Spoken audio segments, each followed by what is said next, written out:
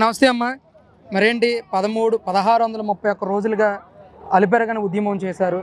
మరి అప్పుడు శంకుస్థాపన చేసిన తర్వాత మీరు ఎలా ఫీల్ అయ్యారు? మళ్ళీ ఈరోజు పునఃశంకుస్థాపన కార్యక్రమం మళ్ళీ మోడీ చేతుల మీద జరగటం ఎలా అనిపిస్తుంది అమ్మ అమరావతి రైతుగా మీకు? అమరావతి రైతుగా ఎలా అనిపిస్తుందంటే, పుట్టిన పిల్ల కనుక బతికిద్దో బతకదో అని అనుకుంటే ఊపిరి జలుపుకుంటుంది చూసా, అలా బిడ్డకు ఊపిరి వచ్చింది అనే ఒక పండగ వాతావరణం వచ్చింది. అమరావతి రైతులు అంటే వ్యాపారం కోసం భూములు ఇవ్వలా, ఇది అభివృద్ధి కోసం చంద్రబాబు నాయుడు గారు హైదరాబాద్ను బాగు చేశాడు, అలానే ఇక్కడ కూడా అమరావతి అనేది బాగు చేస్తాడు అనే ఒక ఆశతో ఇచ్చారే కానీ ఇది వ్యాపారం కోసం ఇవ్వలా. వచ్చిన 5 సంవత్సరాలు ఎలా జరిగిపోయిందో మనకు తెలియకుండానే 5 సంవత్సరాలు గడిచిపోయినాయి. గత 5 సంవత్సరాలు ఎలా గడిచిపోయినాయి అంటే విధ్వంసంతో గడిచిపోయినాయి. ఆ విధ్వంసం అనేది ఎందుకు వచ్చిందంటే, వాళ్ళకు ఎద్దులు పోట్లాడుకొని లేగల కాళ్ళు దొక్కుతాయి అంటారు చూసా. రాజకీయ నాయకులు ఒక రాజకీయ ఊబిలో అమరావతి రైతులు అనేవాళ్ళు చిక్కుకుపోయారు. ఆ చిక్కుకుపోయిన అమరావతి రైతులు మళ్ళీ వాళ్ళ రోజున పండగ వాతావరణం ఎందుకు వచ్చిందంటే, మేము ఆడవాళ్ళము మగవాళ్ళము కలిసి మేము భూములు ఇచ్చింది మన హైదరాబాద్ నుంచి తరిమేశారు. ఆంధ్రప్రదేశ్కి మనకి రాజధాని అనేది లేదు. మనం తీసుకుంది 25 సెంట్లు, 75 సెంట్లు ప్రభుత్వానికి ఇచ్చాము. మనం అన్యాయం అయిపోతున్నాము భూములు ఇచ్చని చెప్పి మేము రోడ్డు ఎక్కిన దగ్గర నుంచి అమరావతి నుంచి పాదయాత్రకు బయలుదేరితే ఏమని అన్నారో తెలుసా? అప్పుడు రాజకీయులు ఏంటి మీకు రాళ్ళు వేస్తారన్నారు. రాళ్ళే ఇలా మాకు వెనకేమో పూలజల్లు, ముందు పూలజల్లు వెనక వానజల్లుతోటి మేము తిరుపతి పాదయాత్ర చేసాము.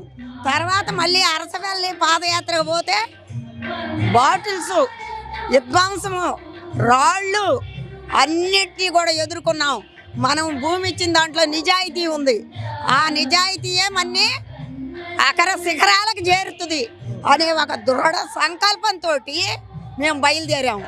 ఆ బయలుదేరటము ఇవాళ వరకు కూడా 5 సంవత్సరాలు అరాచకంగా మాట్లాడిన వాళ్ళందరినీ నోరులు ఆకట్టుకుంటా మీడియాలతోటి, ఆ మీడియా అనేది లేకపోతే ఇవాళ 30 సంవత్సరాలు కూడా మేము అమరావతి వరదలోనే పోయేవాళ్ళం. కానీ ఇవాళ ఆంధ్రప్రదేశ్లో ఉన్న జనాన్ని గొర్రెలు అంటారు. గొర్రెలు కాదు, సరైన సమయంలో సరైన నిర్ణయం తీసుకొని ఒక చూపుడు వేలుతోటి నువ్వు 11 సీట్లకు వచ్చావు, 22 సీట్లకు వచ్చావని వాగిన చంద్రబాబు గారిని ఇవాళ అదే నీకు 11 సీట్లు ఇచ్చి ఇంటికి పంపించారంటే ఆంధ్రప్రదేశ్ జనం ఏ విధంగా ఉన్నారు అనేది ఒక జగన్మోహన్ రెడ్డి ఇవాళ ఈ ప్రజలను చూసి, సంకురాత్రి కూడా మేము ధర్నాల్లోనే చేసుకున్నాము, దసరా కూడా ధర్నాల్లోనే చేసుకున్నాము, ఆఖరికి శివరాత్రి కూడా మేము ధర్నాల్లోనే చేసుకున్నాము. ఇవాళ రోజున ఆ పండగలన్నీ ఒకేసారి వస్తే ఎలా సంతోషంగా ఉంటుందా? పుట్టిన బిడ్డకి 10 నెలలు ఎదురు చూస్తే బిడ్డ పుట్టి ఆనందంగా తల్లి ఎత్తుకుంటుంది. కానీ మేము 5 సంవత్సరాలు మేము పడిన నరకం పగవాళ్ళకు కూడా వద్దు.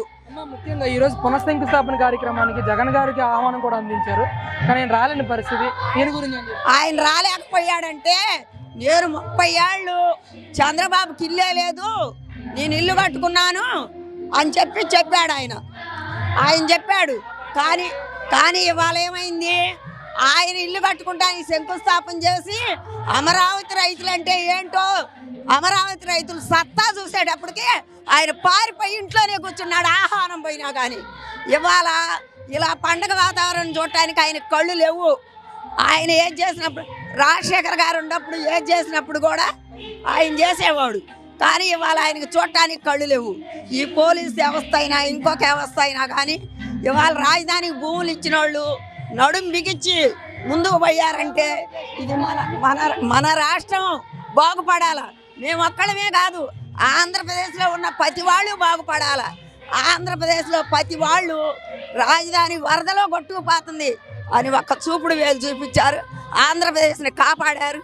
ఇతర దేశాల్లో ఉండేవాళ్ళు కూడా మొత్తం కూడా ఆంధ్రోడు సత్తా ఏందో చూపించారు. అంటే కేంద్రం రాష్ట్రం సపోర్ట్తో అమరావతి ఖచ్చితంగా 4 సంవత్సరాలు డెవలప్ అయ్యే పరిస్థితి కనిపిస్తుంది అంటే 4 సంవత్సరాలు ఎక్కర్లేదయ్యా.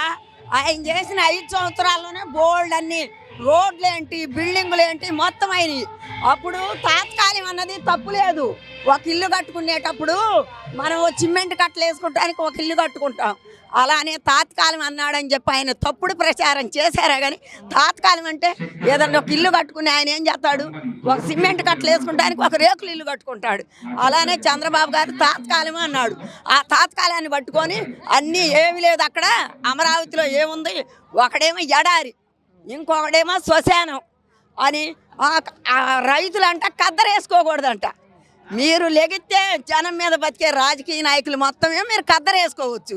మా కష్టంతో మా తాతల తండ్రుల నాడు పండించిన భూమిలో డబ్బులు పెట్టి మేము కద్దరేసుకోకూడదా? ఎవడో దువ్వాడ సీనంట వాడు అన్నాడు మా మళ్ళీ పాదయాత్ర అయిపోయిన తర్వాత ఆడవాళ్ళు మందు తాగుతున్నారు అన్నాడు. ఈడు పెట్టిన రేట్లకి మగవాళ్ళకే దొరకపోతుంటే ఇంకా ఆడవాళ్ళకి ఎక్కడ దొరికిద్ది? మనం ఆంధ్రాలో ఉండామా పాకిస్తాన్లో ఉండామా మందు తాగటానికి? సిగ్గు లేని వాళ్ళు ఎన్నన్నా కానీ మేము దడిసిందే లేదు. మేము రోడ్లు ఎక్కాము, మా అమరావతిని మేము సాధించుకున్నాము. దేంట్లో కూడా తగ్గేదే లేదు. జై అమరావతి.